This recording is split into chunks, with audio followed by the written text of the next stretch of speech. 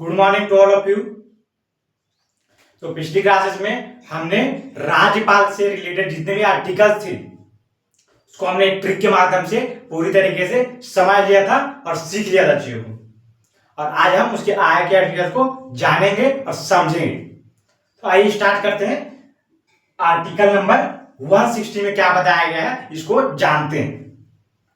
तो article number 160 में है कि ऐसी आकस्मिक स्थिति जिसकी चर्चा संविधान में नहीं है उसको कौन नियंत्रित करेगा। तो उसे नियंत्रित करने के लिए राष्ट्रपति महोदय किसको बोलेंगे तो राज्यपाल को बोलेंगे। तो कुछ इस प्रकार है 160। आगे बढ़ते हैं। आगे के आर्टिकल छोटे छोटे आर्टिकल है, इनको हम जल्दी जल्दी कंप्लीट कर देंगे।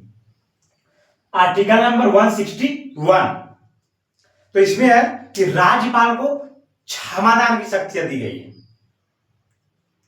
लेकिन यहां पर सवाल ये बनता है कि क्या राज्यपाल को फांसी की सजा या फिर कोर्ट मार्शल की सजा को माफ करने का अधिकार है? बिल्कुल भी नहीं। ये सिर्फ राष्ट्रपति के पास अधिकार है कि वो फांसी की सजा को क्षमा कर सकते हैं, वो राज्यपाल को नहीं दिया गया अधिकार। तो ये बताता है आर्टिकल नंबर 161। आगे बढ़ते हैं। आगे आर्टिकल नंबर 162 तो इसमें है कि राज्य की कार्यपालिका।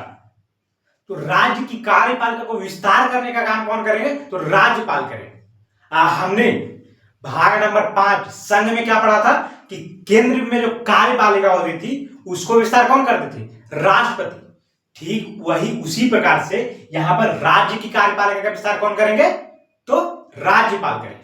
जो काम वहां राष्ट्रपति का होता था वो यहां राज्य में किसका हो जाएगा राज्यपाल का हो जाएगा। ये चीज समझने वाली बात है।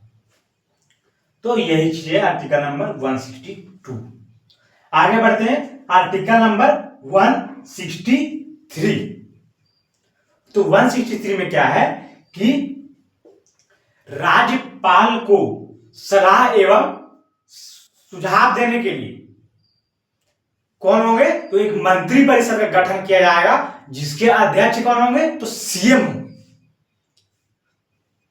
जिस प्रकार हमने भाग नंबर 5 में संघ में क्या पढ़ा था कि वहां पर राष्ट्रपति को सलाह देने के लिए एक मंत्री परिषद बनाया गया था, उसके अध्यक्ष कौन होते थे प्रधानमंत्री होते थे पीएम।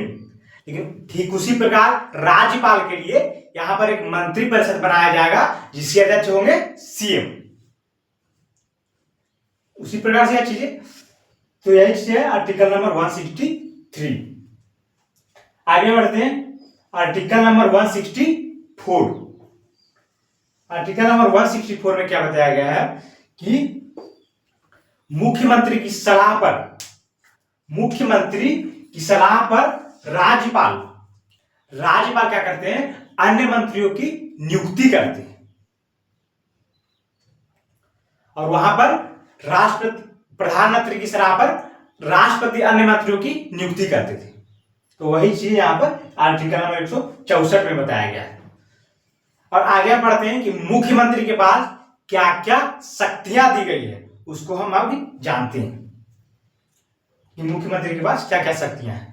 तो पहला नंबर जानते हैं कि मुख्यमंत्री होते हैं वो कार्यपालिका का वास्तविक प्रधान होता है। ये चीज आपको पहला चीज याद रखना है। और दूसरा शक्ति क्या दिया गया है कि मुख्यमंत्री विधानमंडल में जो भी बहस चल रहा है जो भी कार्य हो रहा है उसकी सूचना किसको देंगे तो राज्यपाल को देंगे मुख्यमंत्री। ये दूसरा आपको याद रखना है। तीसरा नंबर का पावर क्या करता है कि अगर मुख्यमंत्री अन्य मंत्रियों की नियुक्ति की सूचना राज्यपाल को देंगे, ये कहता है तीसरा नंबर। चौथा समझते हैं। तो चौथा है यहां पर एक सवाल बनता है कि यदि मुख्यमंत्री त्याग पत्र दे देते हैं तो पूरे मंत्री परिषद भंग हो जाती है। हमें केंद्र में क्या पढ़ा था यदि प्रधानमंत्री अपना त्याग पत्र दे देंगे तो पूरा मंत्री परिषद भंग हो जाता था। उसी प्रकार मुख्यमंत्री को यहां पर पावर दिया गया है यदि मुख्यमंत्री कोई त्याग पत्र दे देता है अपना तो मंत्रिपरिषद पूरी तरीके से भंग हो जाएगी।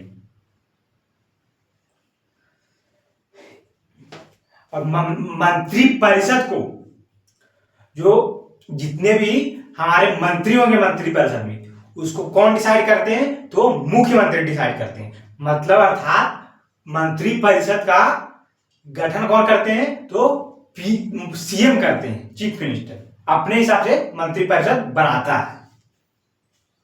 ये चीज है चौथा नंबर। लास्ट नंबर है कि मुख्यमंत्री अपने सभी पदाधिकारियों की नियुक्ति संबंधी सिफारिश राज्यपाल को देंगे। यह है पांचवा नंबर का जो शक्तियां है मुख्यमंत्री को, ये बताया गया है कि जितने भी पदाधिकारी होंगे उनकी जो नियुक्ति संबंधी जानकारी होगी वो मुख्यमंत्री क्या करेंगे? राज्यपाल को देंगे। तो इस तरीके की थी आज की हमारी नेक्स्ट आर्टिकल। तो आगे के आर्टिकल्स को हम आगे के वीडियो में समझेंगे और जानेंगे चीजों को।